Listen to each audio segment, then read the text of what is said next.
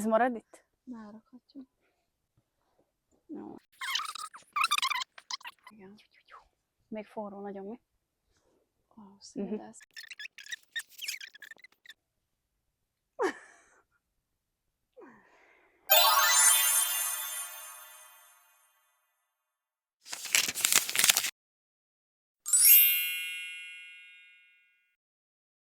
Sziasztok!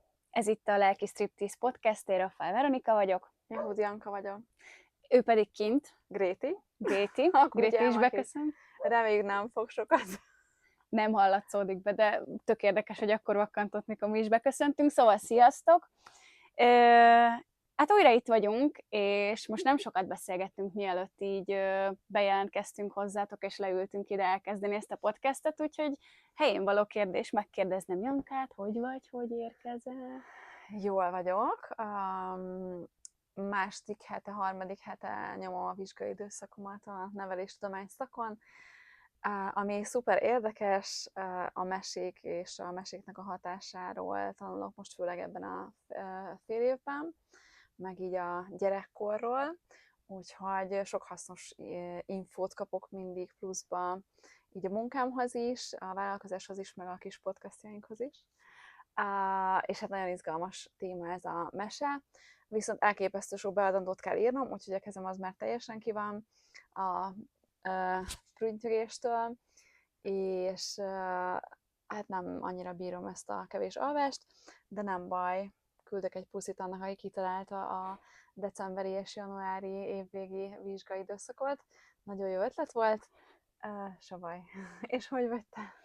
Hát én ezek szerint némiképp jobban, bár nem lehet összehasonlítani egyik helyzet a másikkal, habár én is rohanásban vagyok, és most ez a hét nekem is egy katasztrófa lesz kicsit. Most 8-án beszélgetünk, ma vesszük fel.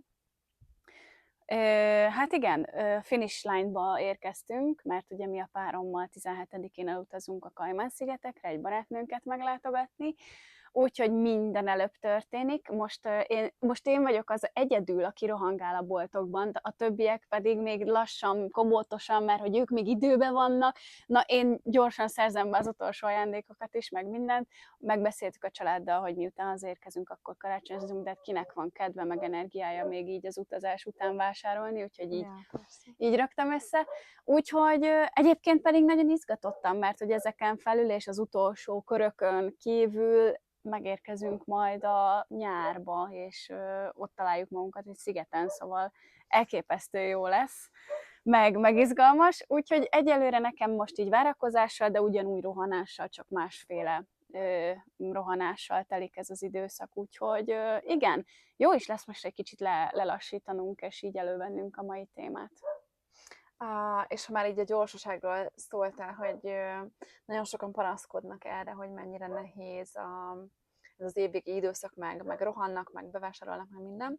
Mi hál' Isten egész jól leredukáltuk ezeket az ajándékozás, meg nem tudom, mi is megbeszéltük, hogy inkább most elutazunk Ausztriába, és akkor nem kell ilyen nagy, egy gofrisütőt szeretnék, de azt így nyilván meg tudjuk venni közösen is. De hogy nem jellemző nagyon ez a 600 féle ajándékot kell vennem. Jó, nyilván a sütés, főzés, meg nem tudom, meg hát a vizsgai időszakok azok mindig meghatározzák nekem ezt az időszakot, de hogy alapvetően egy ilyen nyugisabb dolog szokott lenni, hogy ez nálatok mindig rohanós, vagy hogy szoktad megélni amúgy ezt a karácsony év vége? Jó is, hogy kérdezed, mert most már 1-2 éve ugye nyilván, amióta így tudatomra ébredezem, legalábbis kezdem azt hinni, igyekszem figyelni arra is, hogy ne nyírjam ki magam a decemberben és ebben az időszakban, meg hogy legfőképp, hogy ne erről szóljon, vagy ne árnyékolja be akár a tökéletességre törekvés, akár a fogyasztói társadalom, akár ezek az értelmetlen szokások, azt, hogy ez egy pihenéssel teli, jelenlévős, boldog és kiegyensúlyozott ünnep tudjon lenni. Úgyhogy én is elkezdtem már erre figyelni, és mi is redukálunk, meg megegyezünk, hogy akkor inkább mi legyen a fontosabb minél.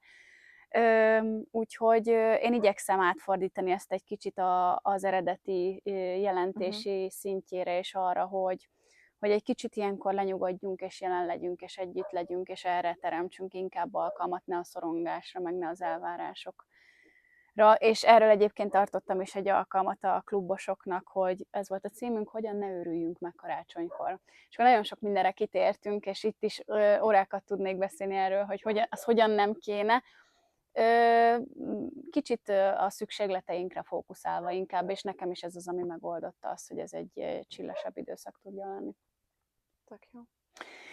Na de akkor közeleggünk a témához, és már nagyon körbe kolbászoljuk, mert hogy például szerintem a mai témánk, ami ugye egyébként a érzelemként a hála, és ugye talán ez a legidőszerűbb érzés most erről beszélgetnünk, ez is egy megajánlás lehet arra, hogy ez a karácsonyi időszak egyébként hogyan telhetne nyugodtabban. De hogy szerinted ezt miért mondom, és te ebben mit látsz a karácsony és a hála összefüggésében? Hát azt, hogy miért mondom, ezt én szóval nem tudom. Ki, mire gondoltam. Tök jó kérdéseid vannak, de hogy mondjuk esetleg nekem miért függ össze, az arra jobban tudok talán válaszolni, vagy összefügg-e? Hát olyan szempontból biztos, hogy az év végén van a karácsony, legalábbis ahogy a mi naptárunk szerinti év végén, ami nem függ össze egyébként a természetrendjének a naptárával, ami ugye tehát márciusban indul egy új időszak, és addig tartana ugye a tél végéig az év, de mindegy. Szóval, hogy mivel nálunk ilyenkor jár le az év, ilyenkor mindig azért próbálok így visszagondolni, mik történtek, és nagyon érdekes, hogy annyira sok minden volt idén is, hogy mindig meglepődöm, hogy jesszusom, még ez is idén történt, és hogy nem tudom, nekünk a legnagyobb dolog az volt, hogy vizet és áramot vezettünk az otthonunkba, és hogy ez is idén történt, az esküvőnk is idén történt, szóval, hogy egy tök sok minden, és jó ilyenkor így visszagondolni, és nagyon hálás tudok lenni. Hát idén mindenképpen nagyon sok dolog ér, de hogy alapvetően hát minden évben. Azért nagyon hosszú idő egy év, hogyha belegondolunk, és nagyon-nagyon sok minden történik az emberrel. Hál' Istennek a pogom így tényleg nem volt is semmi nagy rossz dolog, betegség vagy bármi. Úgyhogy ilyen szempontból függ nekem össze a karácsony a hálával, hogy az ember ilyenkor így átpörgeti, hogy áll a kapcsolataiban, hogy áll a saját életében, a mindenféle szinten. És hát ez mindig egy ilyen nyugis, szép időszak egyébként nekünk is, és nagyon szeretjük, úgyhogy hálás vagyok mindig ilyenkor általában.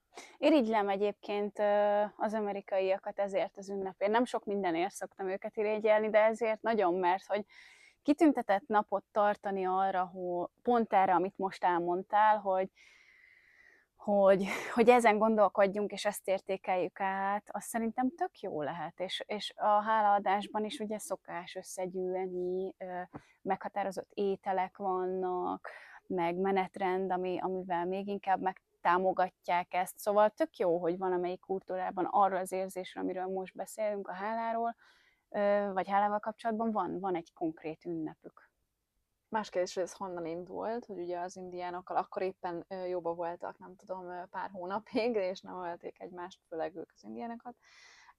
És ugye ők segítették tehát azt, hogy termeljék meg az újonnan érkező telepeseknek az ételeket, és mivel ez sikerült, akkor ezért évvégén így csináltak egy nagy lakomát, és hálát adtak. De egyébként és már barátaink is tartják ezt az ünnepet, úgyhogy ugyanúgy, mint a Valentin nap, meg a Halloween, szerintem egy pár évet adott neki, és ez is be fog jönni. De egyébként hozzáteszem, hogy ezt az egyet én se bánom, vagyis ezt semmilyen ünnepet nem bánok, nyilván a Halloween is, meg mi is tartottuk magyarok ezt hát nem így, nem egy ilyen farsangi mulatságként, ami nagyon furán elment, ugyanaz szinte már, mint a farsang kb, csak van ez a csokis téma része, de hogy ez egy szuper dolog szerintem is, hogy így összegyűlni karácsonyi időszak kezdetekor, tulajdonképpen belé november végén, és együtt így hálát adni, és akkor összehívod azokat, akikkel így jóba vagy, és nem feltétlenül ugye a szűk család ilyenkor, hanem tényleg a szívedből választott családoddal, tehát hogy te válogathatod meg, hogy kikkel, és nincsenek ilyen kötelező körök, nincs nyomás szerintem annyira. bár kint is nyilván a saját családjukkal vannak, tehát de hogy itthon megtehetjük ezt, hogy tényleg csak azt hívunk el, akit szeretnénk. Egyébként ennek Úgyhogy ez most divatos neve a Friendsgiving, tehát én aha. pont azt láttam így igen. a hashtagekben, meg így a posztok alatt, hogy Aha. Friendsgiving-et tartanak, és akkor az igen, tök jó. igen.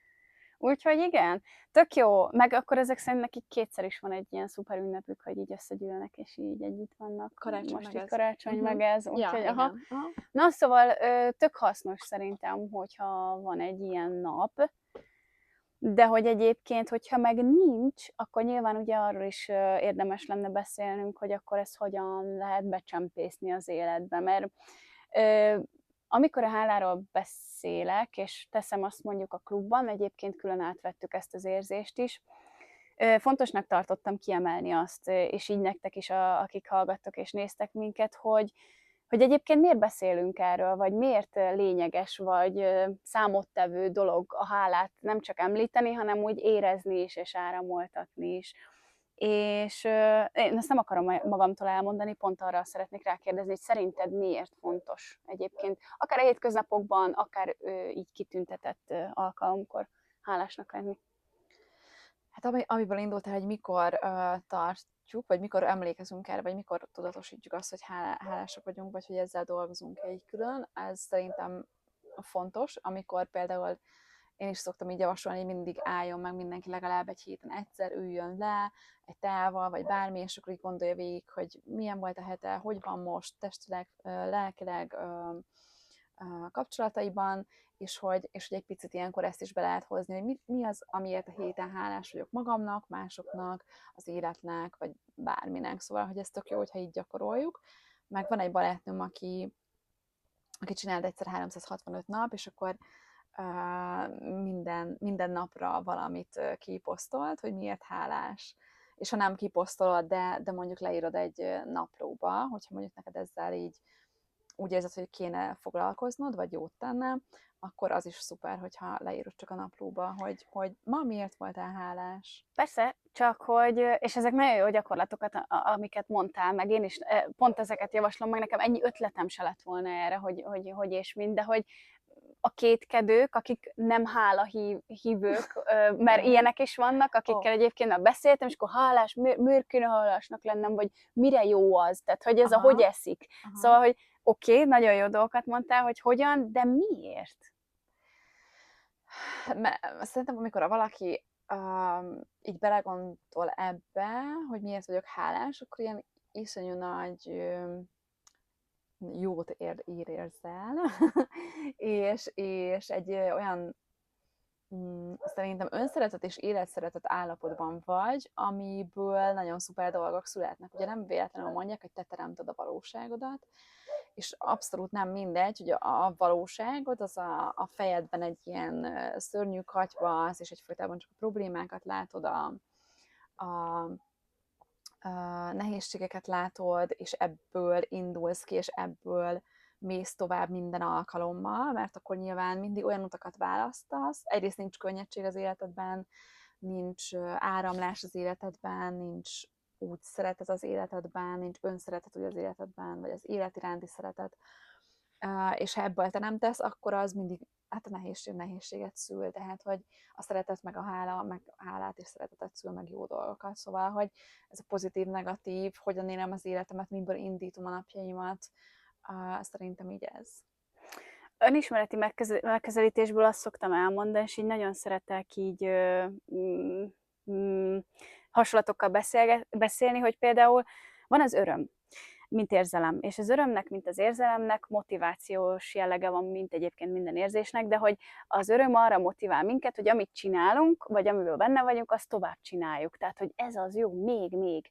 És ha van az öröm, akkor az öröm az előszobája a hálának, ami ugye nagyon, tehát a kettő nagyon hasonlít, de abban tér el, hogy hálásnak lenni talán azért még inkább hasznosabb, és az egy vegyes érzelem, tehát hogy már különbözik az örömtől, és sok minden van benne együtt, de például azért nagyon jó az öröm mellett hálásnak is lenni, mert a hála meghosszabbítja az örömérzést, és elmélyíti bennünk azt, hogy megemlékeztet minket, hogy na, ez jó volt, akkor ha hálás vagyok, és ezt éreztem már így, akkor könnyebben fog jönni az, hogy azzal, amit csinálok, vagy azzal, amit adok, vagy amit kapok, hosszabb ideig éljek meg örömöt. Tehát ne csak ilyen jelzésértékkel, és ez az, mint egy mondjuk tevékenység, vagy egy hobbi sport során, hanem hogy be is vésődjön az elmémbe és az érzelmeimbe, hogy igen, ez baromi jó, és ez lehet bármi.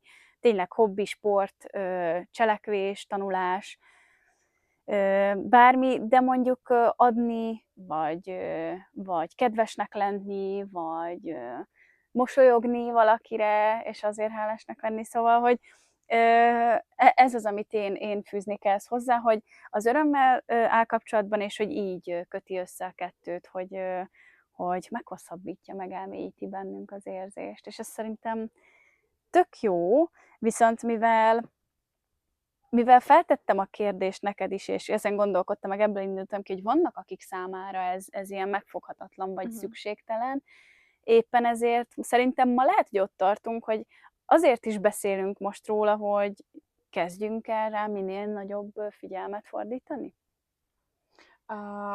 És ezt hogy érted, hogy vannak, akik nem hálahívők, tehát hogy nem látnak semmi dolgot az életükben, amiért hálásak lehetnek?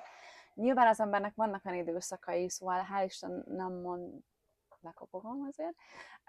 Nem hiszem, vagy nem volt olyan, voltak nehéz időszakaim, meg volt, amikor így azt éreztem, hogy úgymond büntet az élet, vagy így túl nehéz, vagy nem tudom, de hogy ilyen nagyon hosszantartó, negatív hullámban azért nem voltam soha. Mondjuk tényleg alapvetően egy elég pozitív ember vagyok, aki így minden nap azért is hálás, hogy süt a nap, vagy nem tudom, ha nem süt, akkor meg azért, mert megyek kályha, vagy nem tudom, tehát hogy tök sok mindenért. De hogy azért, mert ők nem találnak az életükben olyan dolgot, annyira rossz az életük, és meg kell tanulniuk azt, hogy ezeken belül is meglássák, vagy miért van ez szerintem? Na, szerintem ennek a beszélgetésnek most érünk ahhoz a részéhez, ahol a társadalmi dolgokat fogjuk behozni, meg így a kulturális dolgokat, legalábbis én. Nézd, alapvetően én is ilyen beállítottságú vagyok, mint amilyen te, mert ilyenné formáltam magam, és nekem így jó. De nagyon-nagyon sokan jönnek olyan közegből, vagy olyan szocializálásból, vagy szocializálódó, ez az, amit most nem fog tudni kimondani, bocsánat. Tehát, hogy ahol nem alapvető hálásnak lenni, és ahol nem is tényező a hála, vagy nem is szokott, vagy nem is ismert érzés. És hogyha belegondolunk, akkor lehet, hogy magunkon is felfedezhetjük, és nekem is így történt az első hála élményem, hogy Atya Úristen, nem tudom, hogy éreztem-e már így tudatosan, vagy tudatosítottam-e már magamban ezt az érzést.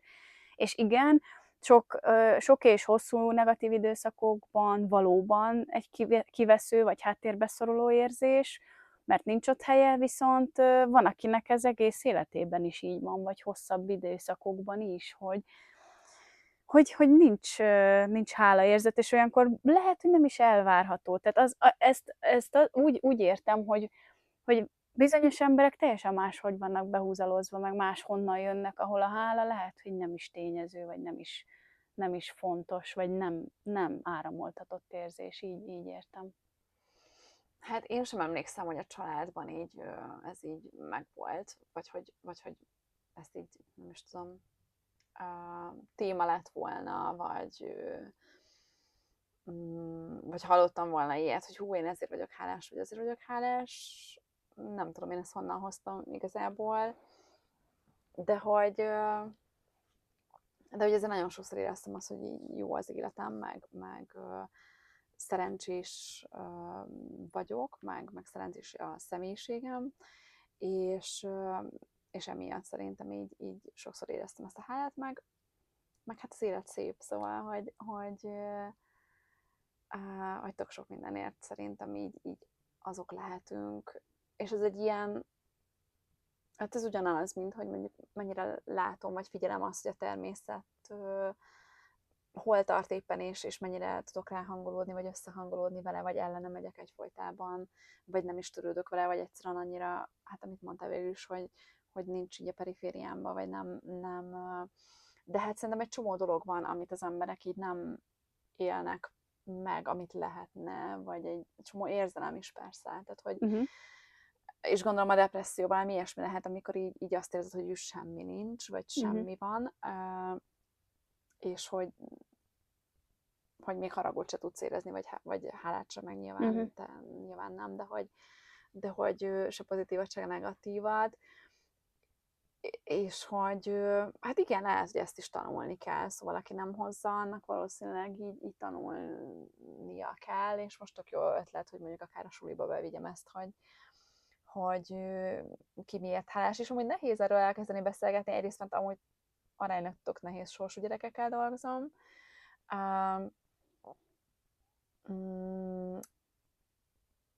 és a másik, és akkor itt jön be az online és az instavilág, meg a minden, hogy egyfajtában hasonlítgatom magamat másokhoz, és mondjuk lehet, hogy van egy csomó dolog az életében, ami jó, de mivel azt látja, hogy másnak sokkal több van, ezért, hogy miért lenne hálás azért, amilyen neki van.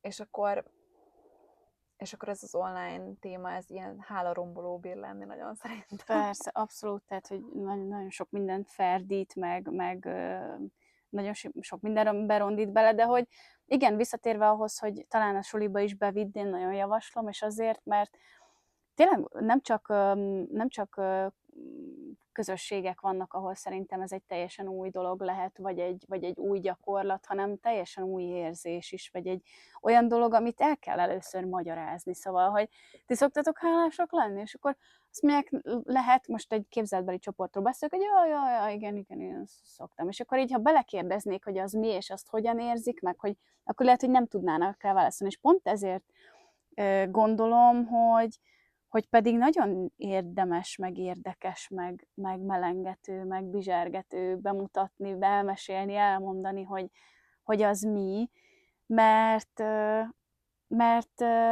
én ma már úgy érzem, hogy a hálám talán a fűszere az életemnek, vagy az olajozója, mondjuk egy kicsit ugyanúgy, mint a humor, hogy anélkül úgy nem lenne kerek, meg nem lenne ugyanolyan, és én például ebben nagyon sokat tanultam a férjemtől is. Ő régen, nem tudom, hogy ma már gyakorolja, nem látok bele a fejébe, de szokott olyat csinálni, régebben olyat csinált, és akkor ez is a módszereidhez, amiket felsoroltál, hogy nap végén 3 dolgot mindig mondott, amiért aznap hálás volt. És nekem ő hozta be igazán az életembe, és tehát 3 éve ismerjük egymást, szóval hogy nem olyan rég.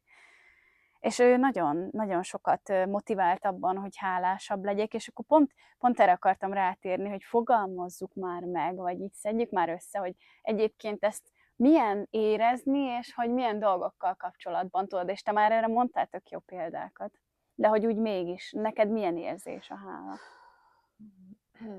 Hát a hála, hogyha belegondolok, hogy majd erről is beszélünk, hogy miért hálás ebben az évben, ez az a következő kérdésem, majd esetleg ne felejtsd el. De hogy amikor ezt érzem, akkor azt érzem, hogy egyrészt jó helyen vagyok, jó vagyok, én magam. Van egy ilyen rend érzésem, és ezt ilyen minden szinten értem, tehát ilyen szellemi szinten, lelki szinten, azt érzem, hogy egyensúlyban vagyok, meg körülöttem a világ egyensúlyban van, már amennyire lehet. Tehát nyilván, és akkor itt megint bejön az, hogy mire fókuszálok, mert arra fókuszálok, hogy mik a hírek, hogy mennyire szörnyű, hogy mennyire rossz, hogy nem tudom mik történnek körülöttem, akkor persze, hogy tudok, és volt, amikor követtem például a híreket, mert nyilván érdekelne, de annyira rossz hatással volt rám, és nagyon elvette ezt, hogy oké, hogy szóval, hogy egyrészt volt egy ilyen, mondhatni szégyenérzetem is, hogy én meg csak itt vagyok, és én tök jó az életem, és hogy a hálát az el tudja venni szerintem, hogyha, és akkor megint a hasonlítgatás, hogy akár rosszabb sorsú emberekhez hasonlítgatom magamat, hogy akkor én hogy merek ilyen jól lenni, vagy nem tudom. De hogy alapvetően egy ilyen nagyon nyugodt, ez a nem kell rohannom sehova, mert minden jó érzés bennem, legalábbis a hála. És így, ja. Hát én úgy szoktam érezni, és nekem a hála kapcsán valamiért elsősorban mindig mások jutnak eszembe, pedig ez nem olyan, majdnem azt mondom, hogy normális, de nem minősítem magam, de olyan érdekes, hogy hálás vagyok neked, mert igen, mert mindig másnak szoktam mondani, és akkor jelentem ki legtöbbször, hogy hálás vagyok, és köszönöm szépen. Hozzászoktam egyébként, hogy ezt így szavakban is egyre többször mondjam, és nagyon jókat teremt, meg nekem a hálám így másokkal kapcsolatban egyébként az életben tanúsított alázathoz is hozzá tartozik, hogy nem tudom, esetleg mások számára a váratlan időpontban vagy okért mondjam azt, hogy hálás vagyok neked, köszönöm szépen, akár a klienseimnek a nekem szánt bizalmukért, akár egy kedves cselekedetért, egy segítségnyújtásért, tehát hogy és annyit kap ebből az ember, és szerintem minél hálásabb, és ezzel kapcsolatban minél alázatosabb, tök sok jön és áramlik vissza, tehát így elkezd áramolni. Szóval nekem elsősorban így másokkal kapcsolatban jut eszemben a hála, és az is nagyon jó rezgésszint, hogy én másoknak vagyok valamiért hálás, de na és akkor innen jön ez, hogy miért vagyok én így behúzalozva, mert nekem másoknak mindig könnyebb hálásnak lennem, mint saját magamnak. És azt akartam kérdezni, hogy és mi a gond veled? és akkor szerintem vagyunk ezzel így páran, tehát hogy igen, nekem mindig először a kifelé fókuszálás jön nagyon könnyen, na de hogyha arról van szó, hogy ezt így magam felé, hogy milyen érzés áramoltatnom, akkor egyre belakottabb érzés. Tehát eleinte nagyon-nagyon testidegen volt, és magamnak hálás. Miért? De hát amit nyújtok, az az alap. És akkor itt belemehetnénk nagyon sok mindenbe, hogy ez miért van így, vagy miért hangzott így az én fejemben, de én tényleg így gondoltam rá régebben. Na és akkor ez például minden, amit teljesítek, az elvárható, és ez az alap, na ez például kinyírja a hálát, tehát hogy nem, az, hogy most triviális dolgokat mondok, és te ezzel együtt fogsz velem érteni, az, hogyha egyetemet végzek, az nem alap. Most mondtad, milyen kemény munka, tehát, hogy karácsonykor kitanulni a beledet, az nem egyszerű, és visszagondolok a saját időmben, jó, de hát az alap volt, de hogy alap? Akkor, hogy dolgozom, az alap, ez az elvárt, és hogy azt a teljesítményt, amit nyújtok, az az alap. Na szerintem pont, én is kicsit eltértem most az érzésekből, de szerintem fontos ezt is szóba hozni, hogy nem alap, amit nyújtunk, és a mi magunk felé áramoltatott hálánkban pont egy ilyen baromi nagy gátat szab, hogyha ezt így érezzük, vagy így tanultuk, mert hogy dehogy nem, egy csomó mindenért lehetsz magadnak hálás. Azért, hogy kitakarítottál a fürdőbe, azért, hogy ezt most megcsináltad, pedig nehéz volt. Hogy rászántad magad, hogy megcsináld, pedig szívesebben nyüglöttél volna. Hogyha nem tudom, mégis megteszed magadért azt, amire tudod, hogy szükséged lenne, de fárasztó volt rászánni az energiát. Tehát, hogy ilyen banális dolgoknál is szoktam magammal kapcsolatban érezni a hálát, és ez tök jó, és nagyon szeretem. Hát igen, de hogyha már még messzebbre megyünk, akkor ha a buddhizmus felől közelítem, például oké, itt van a kutyám, aki egyébként tök jó élete van szerintem most már.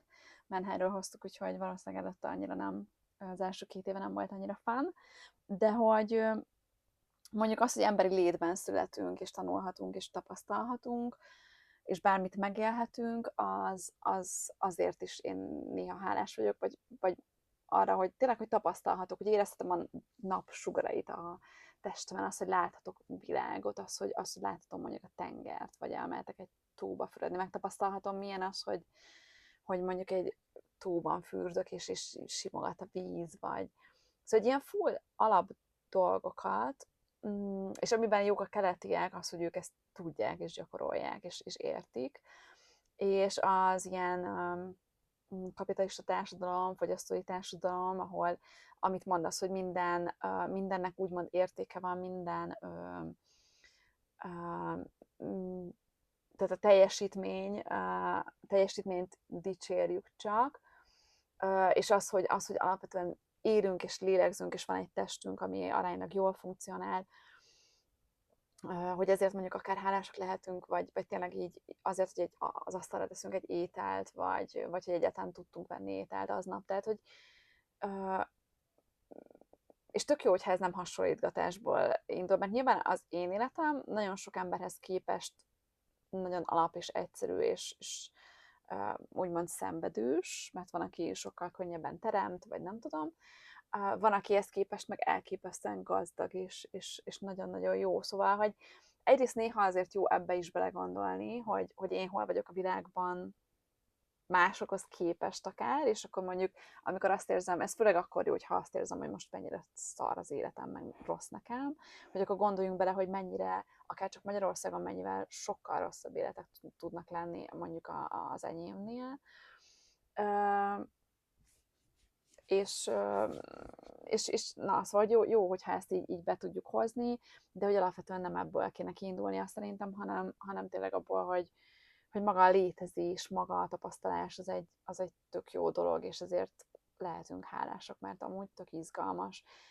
És akkor itt beugrik néha az, hogy oké, hogy én könnyen vagyok hálás, mert tényleg nem azt mondhatom, hogy nem volt soha egyszerű életem, vagy ilyen nagyon könnyen menős, de tényleg jó skilleket hoztam, jó emberekkel találkoztam, és tényleg sok mindenet lehetek, és ezért az, aki mondjuk nem ebben van, vagy nem ebben nőtt fel, és nagyon, nagyon azt érzi, hogy korlátok közé van szorítva, azt gondolom, hogy tényleg nagyon meg kell tanítani arra valahogyan, hogy hogyan és miért lehet hálás. És ugye hála mit teremt utána az életében, vagy mit hoz be, a kíváncsi vagyok, hogy te mit gondolsz erről, hogyha valaki ezt így elkezdi gyakorolni, vagy nem tudom, hogy te dolgoztál olyannal, aki nagyon nem tudta ezt érezni, és rá kellett vezetni, hogy miért jó úgymond nekünk, hogyha ebből a state of mindból indulunk ki. Válaszolok a kérdésedre, és szabad ne feledd, de ahogy beszéltél, közben azon gondolkodtam, hogy mennyire csodálok azért, hogy most így téged követve, meg téged ismerve, most már egyre inkább látom benned és rajtad azt, hogy, és ez most így hálás vagyok, hogy ezt érzem, meg így látom rajtad, és nem akarok zavarba hozni, de hogy annyira érződik rajtad, hogy te tényleg nem üres szavakat mondasz akkor, mikor azt mondod, hogy a nap melege, a tóban fürdés, mert ahogy látom, és ahogy éled az életet, te tényleg ebben vagy, és hogy mielőtt válaszolnék a kérdésedre, én visszakérdeznék, hogy neked ez akkor mindig így volt, vagy hogy jött neked ez be az életedbe? Mi által, hogy te tényleg ennyire autentikusan és kívülről szemlélve autentikusan éled meg azt, hogy ez jó? Biztos, hogy nagyon sok dolgot hoztam, amitől már eleve bennem volt ez. A gyerekkoromban valószínűleg nem ezt látták, lehetem főleg az otthoniak, hogy én mennyire ilyen jó flowban vagyok, vagy ilyesmi. A közösségekben sem voltam nagyon sokáig jó, így tökre emlékszem, hogy ilyen 28 éves korom körül volt először az, hogy egy közösségben így elfogadva éreztem magam, és talán addigra fogadtam el én is saját magamat annyira, vagy addigra kerültem úgy a saját erőmbe, vagy a dolgaimba, amiért így tudtam szeretni magam. Szóval előtte annyira nem szerettem például magamat sem, és nyilván akkor nem voltam annyira hálás sem az életemért. De igen, amúgy ezt mindig láttam az életben, ezeket az ilyen szépségeket, vagy nem tudom, vagy most ez az, hogy vidéken, vagy a Balaton környékén nőttem fel, vagy tehát, hogy ez mi múlik, nem tudom, szerintem ezzel is úgy születik az ember, mint egy ilyen tudatosság szinttel. Valószínűleg előző életekben sok olyan dolgot csináltam, ami így felé hajtott, hogy ezt így gyakoroljam, vagy nem tudom. És egyébként az önismereti dolgok, a meditáció, a buddhizmus, az ismerkedés ezekkel a vallásokkal. A vallásosság alapvetően szerintem egy ilyen óriási hálaérzés, akár a keresztény vallás, hogyha a mélyét nézzük, és a szép oldalát, nyilván van nagyon rossz oldal is, de hogyha azt nézzük, akkor egy ilyen, tehát ott is megvan ez, hogy hálás vagyok a létemért, csak a létemért az Istennek például, vagy majd a gyermekemnek a létéért. Tehát, hogy a létezés maga és a hála az itt tökre összekapcsolódik ezekben. Erről még beszélgessünk, szerintem sokat tanulhatnék tőled ilyen szempontból, de ezt csak el akartam mondani, hogy egyébként csodálom benned ezt a minőséget, meg hogy így ezt ilyen puritánul, de mégis olyan nagyon fontosan látod, vagy érzed, számomra fontosan. Úgyhogy köszönöm. De hogy válaszoljak a kérdésedre, igen, szóval, hogy én nem felejtettem el, hogy mit kérdeztél, és azt gondolom arra, hogy miért nagyon fontos önismeretileg is az, hogy valaki érezze a hálát. Azt szerintem pont ezért, amit mondtam így a saját vonatkozásomban is, hogy az élet sója. Nekem van egy kedvenc mesém, ezt most röviden adom, hogyha nem ismeritek. A címe a Só.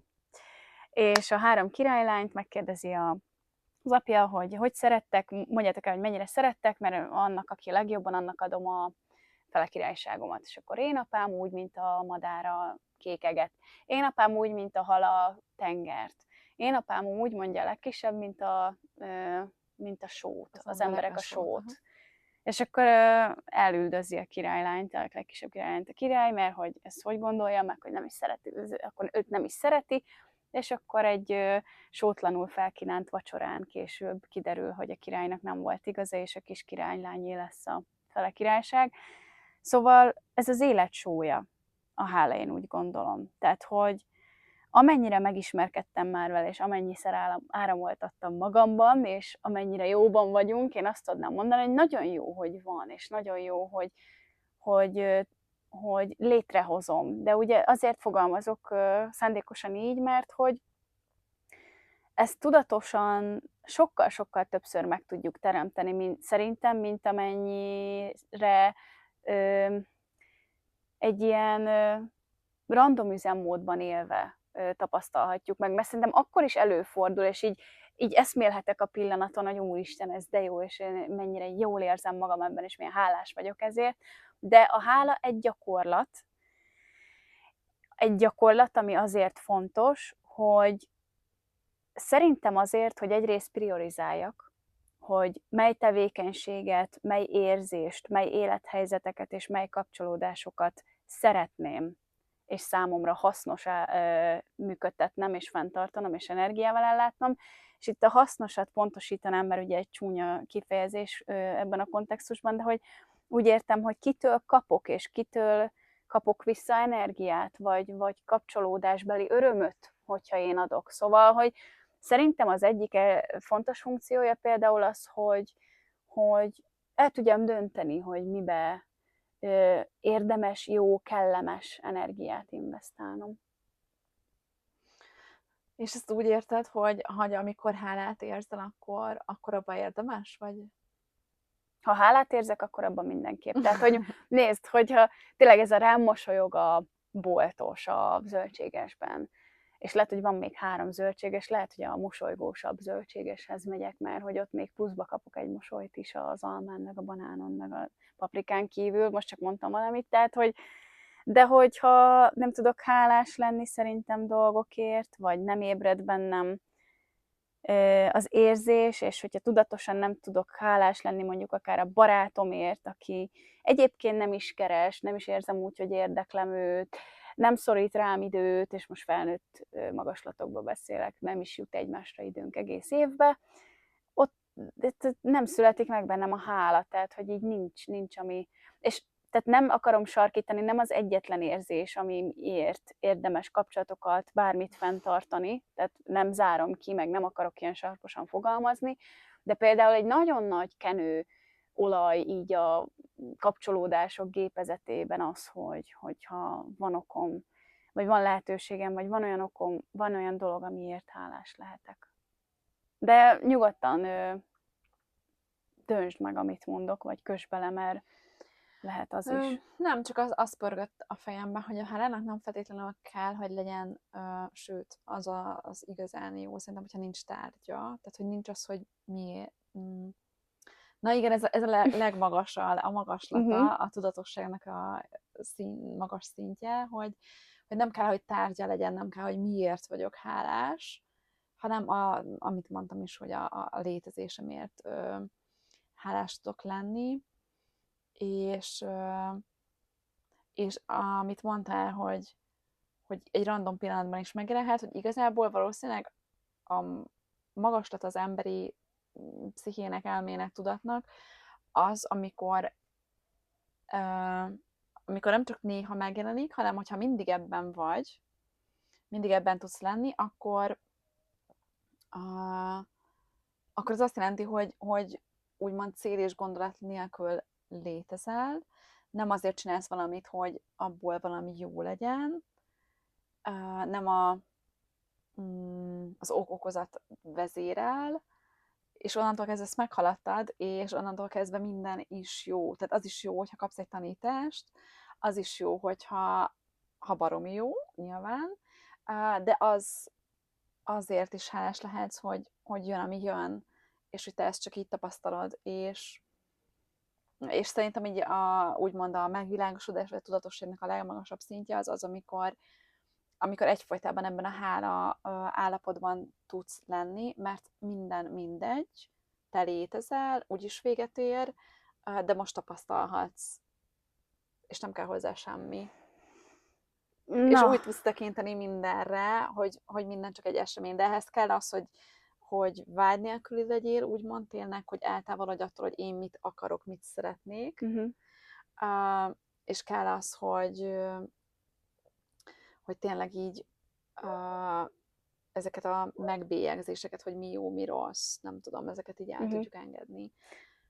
Hallom a kettőnk közötti szakadékot, amit most ketten elmondtunk így egymás után, és össze szeretném kötni valamivel, és akkor itt érkezünk meg így a hétköznapi hála versus hardcore szteroidos hála, hogy ez az, amit nem lehet így elmagyarázni, vagy így kontextus nélkül értelmezni, de most szerintem már tartunk ott a beszélgetésben, hogy ezt a kettőt, amit most mondtunk, így összefűzzük, mert hogy szóval, hogy javítanám magam, nem az érdek, nem érdek a hála, és nyilván nem csak a pozitív érzései miatt tartunk fel élethelyzeteket, kapcsolatokat, nem tudom, hanem aki a hála szemüvegben van, és ebből a szempontból éli az életét, és tudja ezt tudatosan behozni az életébe, az, ahogyan mondod, többnyire már nem csak a pozitívumok miatt lesz hálás, sőt, azokért talán kevesebbszer, mint mondjuk a negatívumokért, és akkor, vagy a kellemetlenségekért értsük így előjel nélkül, tehát, hogy ha mondjuk belém rúgnak, akkor és akkor hogy jön ide a hála, kérdezhetnétek. Hát úgy, hogy én abból mi a fenét tanulok, tehát hogy akkor hogy ne forduljon velem ez elő, mit csináljak akkor, ha mi a tervem akkorra, hogy, és ezeken túl pedig megtanultam, amit meg kellett, és akkor itt ér össze a kettőnk, valószínűleg a kettőnk verziója, nem tudom, hogy miért akarom összehozni, azért, mert annyira sután hangoztam a tied előtt, Ja. de hogy nem, nincs előjel, nincs pozitív-negatív. Minden, ami velem történik, valahová visz, és ahogy most itt ülünk, sem lehetnénk azok nélkül, az élmények nélkül, amik lehet, hogy akkor nem voltak olyan szuperek, meg elsőre olyan jók, de nagyon sok minden teremtődött belőle a kárára, nagyon sok virág kinyílt és született, szóval, hogy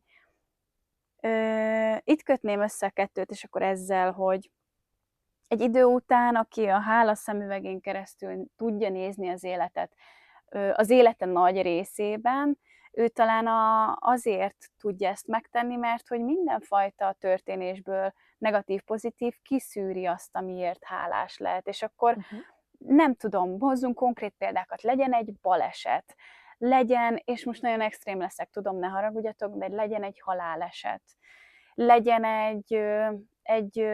egy szerencsétlenség, bármi, abból mindig fakad és sarjad valami teljesen más, aminek egyrészt utána lesz értelme, de anélkül nem lett volna.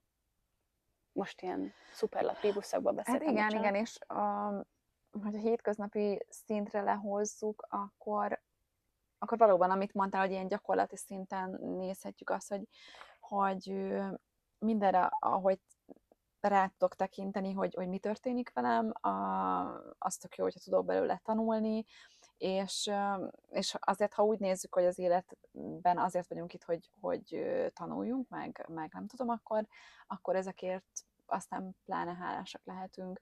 Nyilván, amikor nagyon benne van a mélyén az ember ezeknek, akkor nehéz ezt megélni, de akár egy haláleset kapcsán egyébként a halál az, majd amúgy beszélhetünk erről is valamelyik adásban, hogy ez itt tök nagy tabu, de hogy nekem a körülöttem esett halálok mindig akkora ilyen küszöbátlépést, meg olyan megértéseket hoztak, amik a legmeghatározóbbak voltak az egyik, hát azok közé tartozik az életemben, és nagyon rengeteget tanultam bennükről, magamról, és másokról, hogy mások hogy tudnak ezzel kapcsolódni, hogy tudnak egy olyannal mit kezdeni, akinek valaki közeli hozzátartozója meghalt, hogy tudják ezt kezelni, mennyire távolítják el maguktól a témát, szóval, hogy ebből is rengeteget lehet tanulni.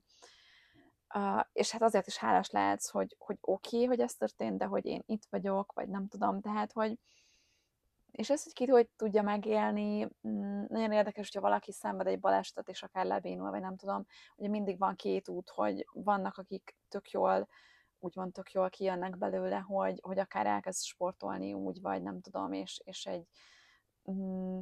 felhasználja ezt az élményt, és megtalálja továbbra is az életben a pozitív dolgokat, és van az, aki ugye teljes depresszióba süllyed, és nem tudom, de hogy ez mindig megvan az életben, szerintem akár, hogyha valaki egy nagyon szerencsés életet él, ő is tud boldogtalan lenni, és hálátlan, úgymond, mert hogy hiába kapott sok minden, nem tud vele mit kezdeni. Szóval ez valamilyen szinten az, hogy az ember hogy éli meg azt, hogy tehát a saját életünket hogyan tudjuk értékelni, vagy tudjuk-e értékelni, és hogy hogyan éljük meg, és ez egy ilyen alkati dolog is, de biztos vagyok benne, hogy tanulható is az, hogy hiszen erről szól az összes önismereti dolog, hogy hogyan fejlődsz, hogy hogyan nézel rá más szemszögből arra, ami van. Úgyhogy ezt a más szemszöget érdemes, meg lehet gyakorolni szerintem sokat, például a hálán keresztül is. Na igen, pont tehát akkor így lesarkítva, talán mind a ketten erről beszélünk, hogy a hála talán segít látni mindennek a pozitív oldalát, toxikus pozitivitás nélkül. És igen, pont azokat az élethelyzeteket, amiket én is, meg amiket te is emlegettél, lehet A oldalról megélni, lehet B oldalról megélni. És hogyha bármelyik az A, B közül a hálás, vagy a jobb kimenetel, na ehhez segít hozzá minket a hála. És ennek a tudatosítása, meg a tudatos megélése, és ehhez kell egyfajta szemlélődő jelenlét, amiben így megérkezhetnek ilyen dolgok hozzám, mint például dolgoknak a tanulságai, vagy dolgok, amikért ebben a helyzetben is, de hálás lehetek. Még mielőtt el nem felejtem, fel akartam tenni neked azt a kérdést, hogy én azt tudom a háláról egyébként, egy ilyen fun fact-ként, hogy a legnagyobb rezgésű érzés. És hogyha rezgés, akkor ugye biológia, meg test, meg szervek, hogy a hálával kapcsolatban mi az, amit tudnunk kell így szervezeti szinten? Alapvetően szerintem a hála így, most ezen én nem gondolkoztam annyira, de én nem kötném semmilyen külön szervhez, hanem például, hogyha bármilyen betegség van, vagy bármiből akarok gyógyulni, vagy szóval minden betegség, minden elakadás egy kibillent állapot. A kibillent állapotban valószínűleg nem vagyok egyensúlyban, ha nem vagyok egyensúlyban, valószínűleg nem érzek mindenért hálát, vagy semmiért nem érzek éppen hálát. Szóval az biztos, hogy a hálaérzéshez gyakoroljuk, akár így meditációban, és próbáljuk ezt az érzést akár megragadni, vagy végig gondolni, hogy mi miért vagyunk hálásak az egész életünkben, vagy a személyiségünkben, vagy nem tudom, az biztos, hogy mindenképpen az egész test egy gyógyító érzés tud lenni, mert amit mondtam is, hogy ez túl van mindenen, túl van azon, hogy mit kaptam, az rossz vagy jó, túl van a kategorizáláson. és ugye tényleg a legmagasabb jóval, a legmagasabb szeretettel, önszeretet, életszeretet, tehát hogy mindennek a szeretete tulajdonképpen benne van a hálában, ha így vesszük. És emiatt egy ilyen nagyon gyógyító dolog tud lenni. És akár benne van abban az érzése is, mert mindegy, követek ilyen youtubereket, és van, aki például nagyon beteg, és rákos már így több egyszer, és egy ilyen tök pozitív vibe-ú pár és család most már, és sokat gondolkozom most az utóbbi napokban azon, hogy vajon miért kapja ő ezt, hogy ő most így rákos. És nyilván ezeket baromi nehéz szerintem megmagyarázni, ugyanúgy baromi nehéz az, hogy valaki miért hal meg egy autóbalesetben, pláne, hogyha nem ő tehát hogyha ő ezzel szenvedő. Nem hiszem, hogy mindent meg tudunk magyarázni az életben, de hogyha akár ilyen nagyon betegként ezt a hálát próbálom gyakorolni, akkor megadom annak a lehetőségét is, hogy oké, tehát ha el kell mennem, akkor el kell mennem, az is okés, mert ennek kell lennie, és vannak dolgok, amiket nem tudunk befolyásolni, szóval a hálában ezt is el tudom fogadni, hogy vannak dolgok, amik megtörténtek velem, és nem tudok módosítani rajta, vagy amik meg fognak történni velem, vagy nem fognak megtörténni velem, és nem tudok hatni rá. Szóval ilyen szempontból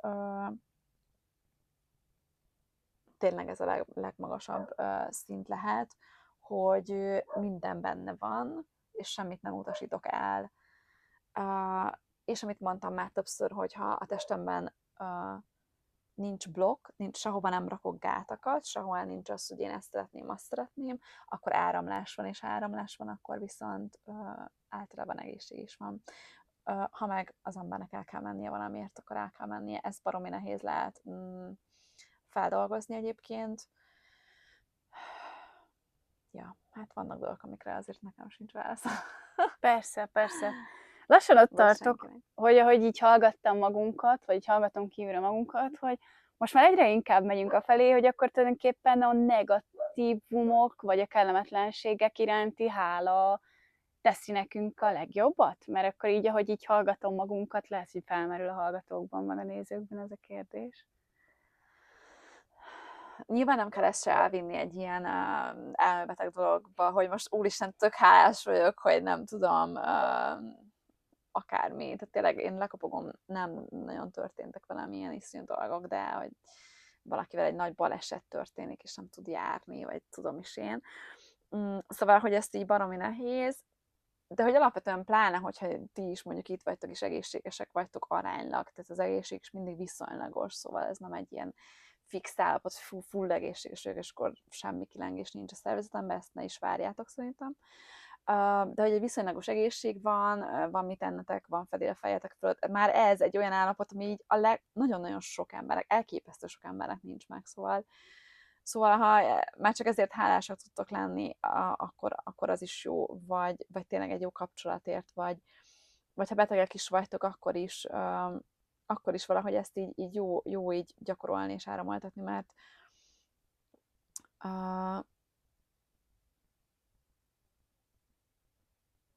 jó. Mert. Próbáljátok ki, ha nem hiszitek.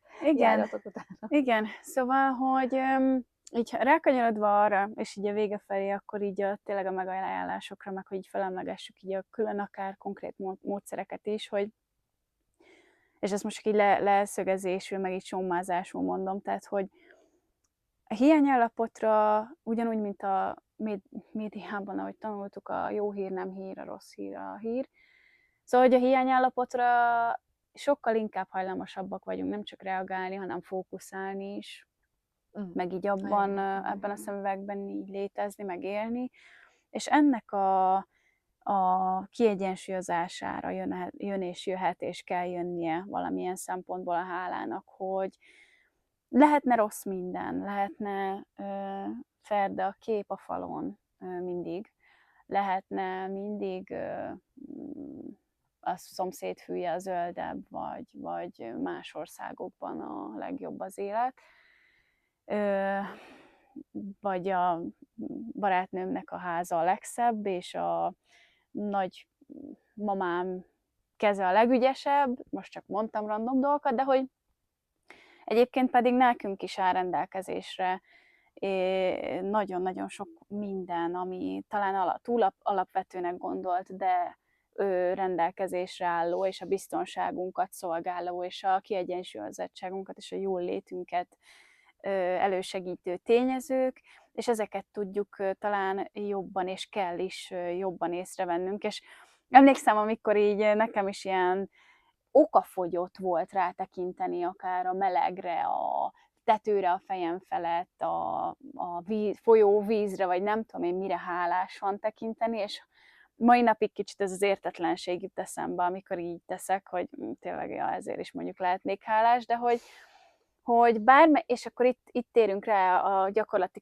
kivitelezésre, hogy bármennyire okafogyottnak tűnik hálásnak lenni dolgokért, a próbát mégiscsak megéri, és hogyha a szándék megvan, tehát hogy hálás légy, ez nagyon fontos hálagyakorlatoknál, szándék legyen meg, méghozzá az, hogy na ezt most áramoltatom magamban, és jó érzéseket fogok érezni, ad egy, ad kettő, akkor pedig megélheted mégiscsak azt az őszinte tiszta rezgést, amit szeretnél és amit kéne.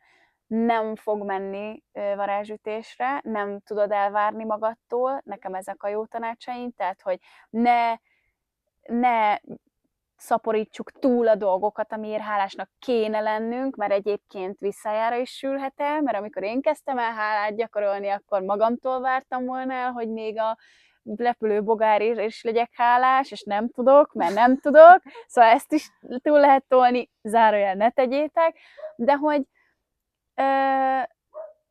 még egyszer mondjuk el, hogy egyébként milyen módokon érdemes lehet gyakorolni a hálát, és ehhez hozzád fordulok, mert te neked szerintem ebben kapcsolatban sokkal több ötleted volt, hogy mondjunk még párat ezzel kapcsolatban. A másik, ami visszatérve még úgy a kérdésedre, hogy mitől vagyok ilyen, nekem nagyon sok minden úgymond nem volt sokáig az életemben, ami vagy például most ez az egész projekt, hogy ide jöttünk egy full üres telekre, nem volt víz, nem volt villany, nem volt semmi, egy ilyen erdős, kiirtandó rész volt részben, és amikor ugye nulláról indulsz, és azért én relatív sokszor indultam a nulláról az életemben, régebben is, akár a karrierben, akár a magánéletben, hogy amikor ezt így megtapasztalod, és erre visszaemlékezteted magad, hogy jó, de hogy ez nem volt annyira egyértelmű, hogy van egy házasságom, van egy jó férjem, van egy otthonom, nekem erre nagyon sokat kellett várni, hogy egy igazi otthonom legyen. És egyébként még ez is egy olyan vágy, oké, de hogy akinek nincs, az is lehet iszonyat boldog, akár attól, hogy nincs semmije, és szabadon mehet jöhet az egész életében. Tehát, hogy mindenért lehetsz hálás, de amikor megtapasztalod azt, hogy nem egyértelmű, hogy folyik víz a csapodból, mert nekünk idén lett, és egy évig úgy éltünk, hogy hordtuk a vizet, nem egyértelmű, hogy van áramod, és tudsz tölteni dolgokat, nem egyértelmű, hogy mondjuk van autód, és bárhova elmész, vagy van pénzed, és nem tudom. Tehát, hogy egyrészt az, amikor megtapasztalod azt, hogy mi az, amikor nincs valami, és ezt nem felejted el, az egy tök jó dolog. Meg hogy tényleg nem veszünk így egyértelműen dolgokat, kapcsolatokat, embereket az életünkben, akkor tudunk így nagyon hálásak lenni. És tényleg egy ilyen mindennapi gyakorlatot érdemes szerintem így bevezetni, és hogy magunknak, és ez fontos szerintem, hogy magunknak miért vagyunk mondjuk azon a napon hálásak, vagy magunknak is akár. Tehát, hogyha mondjuk azzal van gondod, hogy magadat szeresd, akkor kezdheted ezzel, hogy nem tudom, azt, hogy valakire rámosolyogtam az utcán, vagy megcsináltam egy feladatot, vagy amit mondta, hogy elmosogattam, vagy fölporszívoztam, vagy megsimogattam a kutyámat, vagy bármit, tehát itt annyi dologért lehet hálásnak lenni, hogy hihetetlen.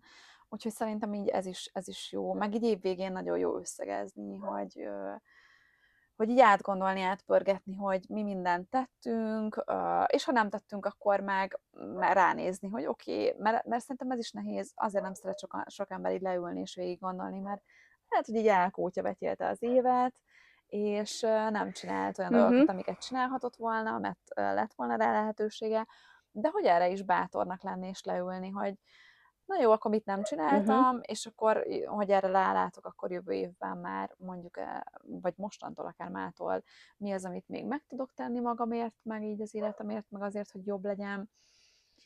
És szerintem egyébként, ami üti ezt a hálát, a tehetetlenség érzése. De most ebben nem akarok belemenni, ezt szerintem egy következő adás lesz.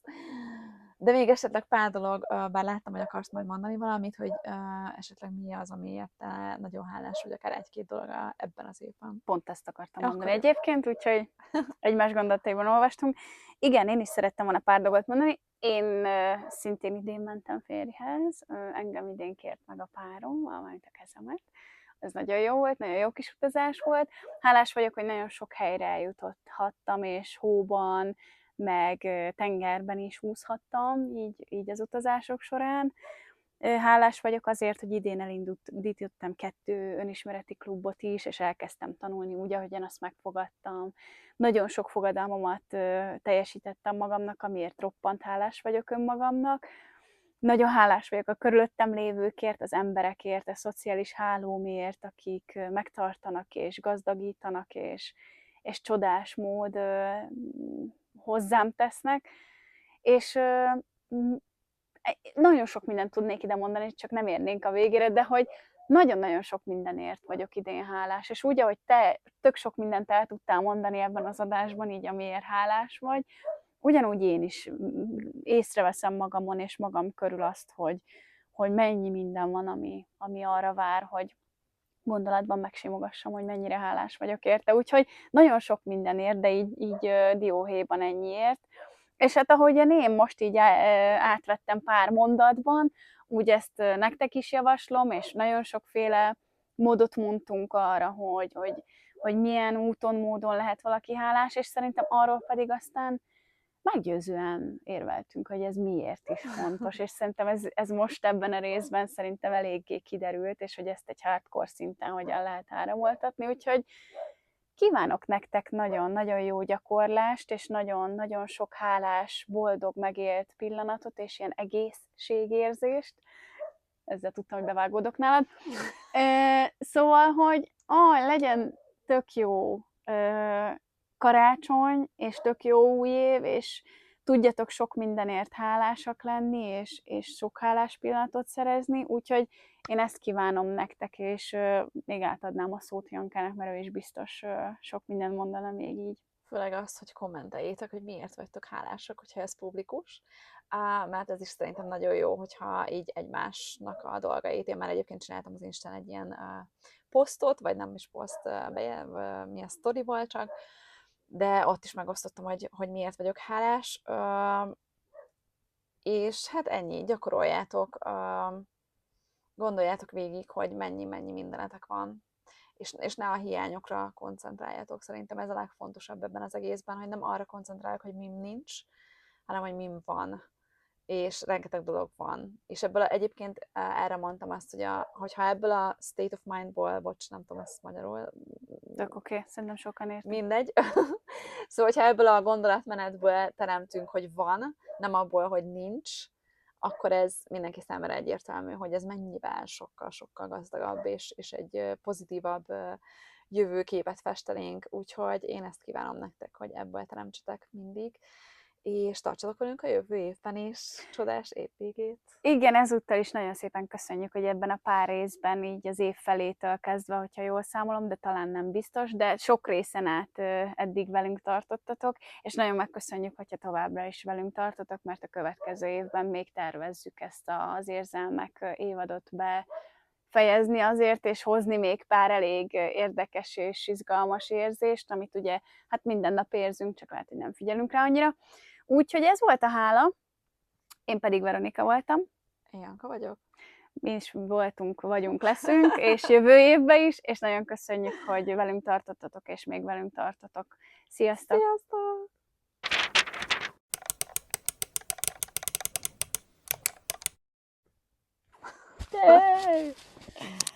Hát ez szupcsi volt. Ja, egész meglepő.